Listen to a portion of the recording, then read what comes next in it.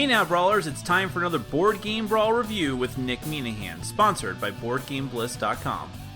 Hey folks, today we're going to take a look at Awesome Kingdom Tower of Hateskull from IDW and Pandasaurus Games. This is thematically a game about a bunch of adventurers going down through a dungeon, but as the name implies, it is very silly and lighthearted. You're going to find very weird-looking items that you're going to be embarrassed to wear. You're going to find lots of nasty traps and monsters who sometimes look cute and adorable, but will tear you to shreds. You're doing all this in the service of getting points, more points than your fellow backstabbing adventurers. Let me go ahead and give you a brief look at how the game is played. Then we're going to come back. I'll let you know what I think.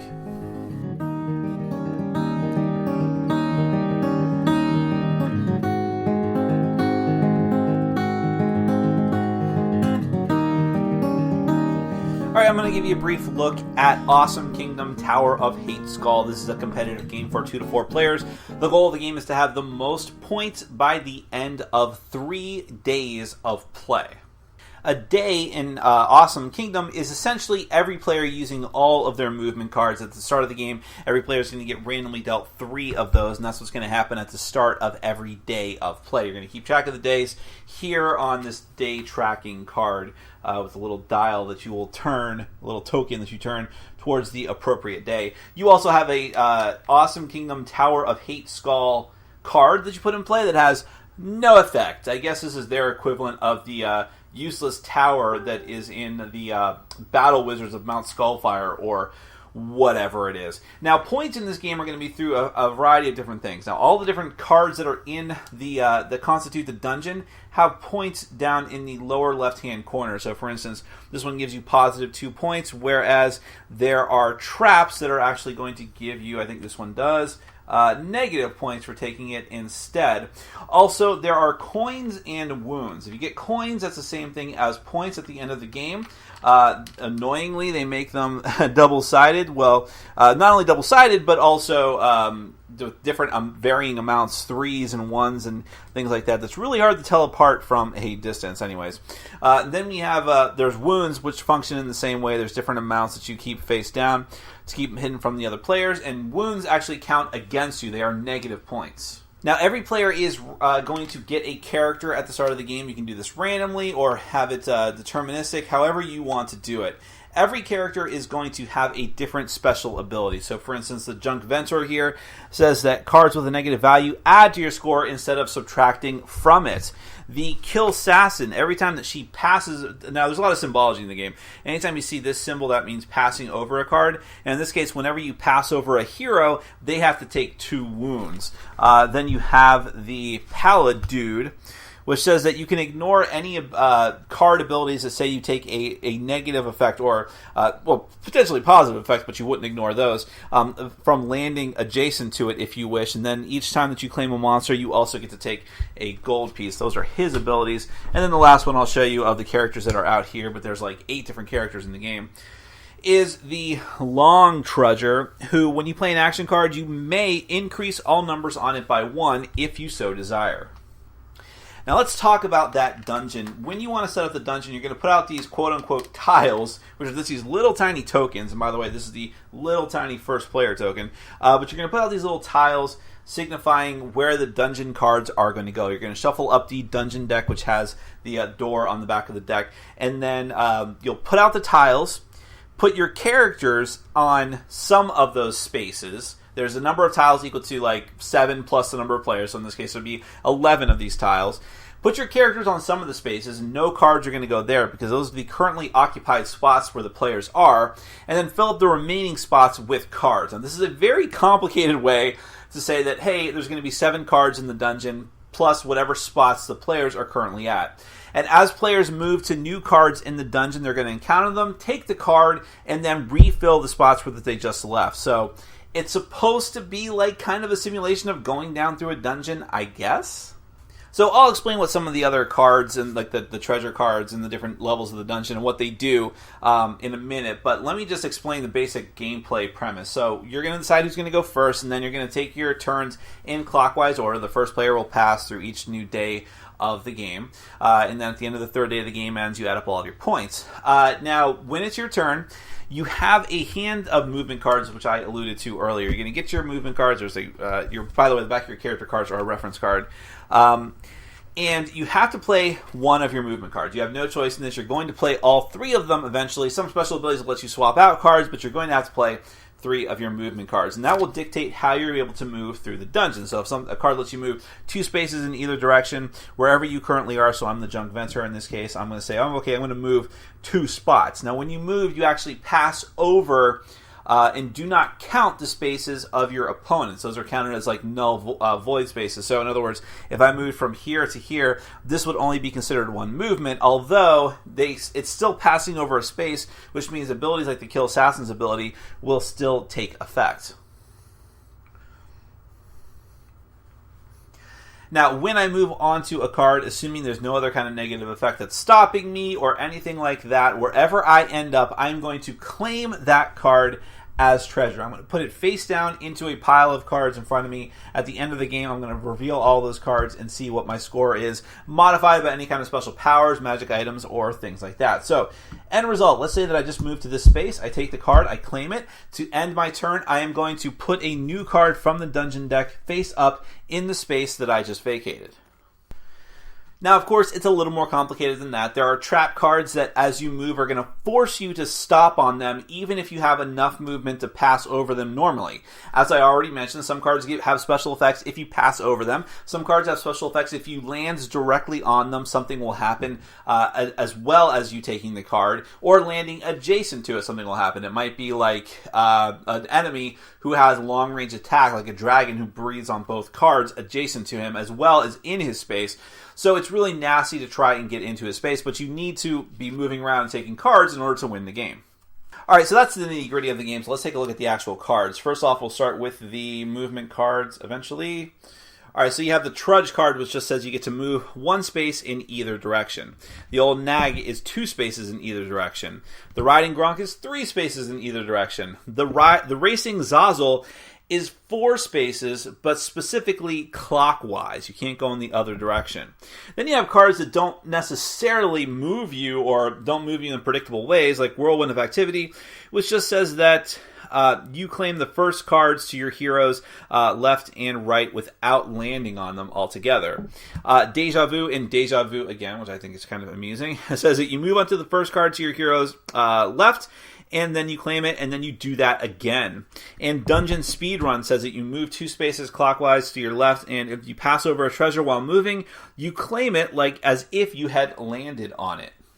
Speaking of treasure, specifically, that is one of the types of cards that you're going to come across in the dungeon. There are treasure cards like Bronze Coins, which don't count as any victory points, but when you land on it, you take 2 coins. Now, coins are points, but the distinction there is that some things nothing can take away your cards from your victory pile, I think, but things could take away your coins potentially, so it's not as good. The Stick of 6 Parts is a magic item.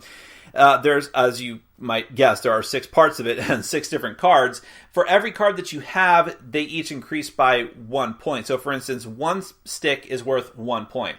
2 sticks are each worth 2 points. 3 sticks are each worth 3 points, and so on. And the Holy Pail, which is worth 5 victory points. This is just flavor text here, by the way. Very silly flavor text. Then you have traps. This is an example of a stop trap. So as soon as you would pass through this card, instead you are forced to stop on it, and it is worth -1 point at the end of the game, except for the Junk Ventor, remember? Junk Venter, whatever. Adventurer Bait, also worth -1, but when you land on it, see it has the land on symbol, you claim the top card of the dungeon deck as though you had landed on it. The Well of Wishes has an effect whether you pass over it or land next to it. You place 2 coins on this card if you have any, and if you land on it, you take all coins from the card. Then you have monsters. Monsters are usually worth points, but they're usually going to deal damage to you. So this is the Bumble, a very weak enemy. If you land on them, you take a single wound. Whereas the Mauler Dragon is worth 5 points. I don't know why I'm talking like this, but if you land next to him, you take 4 wounds. If you land on his space, you take 2 wounds because he breathes fire on you, I guess, on the adjacent cards. And then, of course, there are Lady and Lord Hateskull. If you land on Lady Hateskull's space, she gives you 2 wounds. but she's worth an extra 2 victory points if you have Lord Hateskull, and essentially that is the same thing with Lord Hateskull in reverse. Then you have magical items, and these they may potentially give you points, but also they're going to give you a special effect during the course of the game. So the lovely tiara, at the end of your turn you can heal a hero of 1 wound. The brute squad armor, each time you gain 2 or more wounds at once, only gain 1 wound. All monsters have the stop ability for you, however. And the Scream Drinker, which is after you claim a monster, you may heal your hero of up to 3 wounds. This is a magic item that's actually worth negative points because it's so good, but it has a drawback. It's a cursed item. So basically, that's the game. Just to recap, you are starting off in a level of dungeon. You're using your turn to play an action card, move around, land on a card, claim the card, possibly have to deal with special effects, and try to inhibit your opponents with your special abilities if you can. Go around and around until everyone's used their action cards, move to a new day, do it all over again with new cards from the dungeon deck, refilling as you go from turn to turn. Eventually, when you get to the 3rd day, the game is over. You're going to add up all of your points, both positive and negative, and whoever has the most points is the winner. Now, let's get to my final thoughts. Awesome Kingdom is a very ridiculous game, but it's also a fun one. I was actually surprised by how much fun I had with this game. It's not the greatest, I don't even know what you would classify this as. Take that party game? Not a party game because it only goes to 4 players. That's the thing. It's a bit of an odd duck, and I'm not quite sure how to classify it at all. But I do know that the people that I played it with had a ridiculous amount of fun with it, even though at least one of them was a heavy Euro gamer. So that has to count for something, right?